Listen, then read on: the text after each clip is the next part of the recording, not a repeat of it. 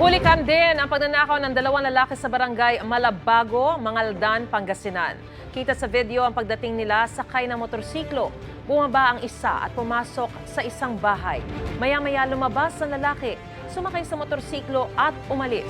Tangay na pala nila ang dalawang manok na itinago sa jacket. Agad namang nahuli ng barangay ang mga suspect. Ayon sa kagawad, aminado ang mga suspect sa pagnanakaw. Hindi na nabawi ang mga manok dahil naipulutan na raw. Nakipag-areglo ang mga suspect sa may-ari ng mga manok. Mga kapuso, para una ka sa mga balita, mag-subscribe sa GMA Integrated News sa YouTube. Sa mga kapuso abroad, subaybayan niyo po kami sa GMA Pinoy TV at sa www.gmanews.tv.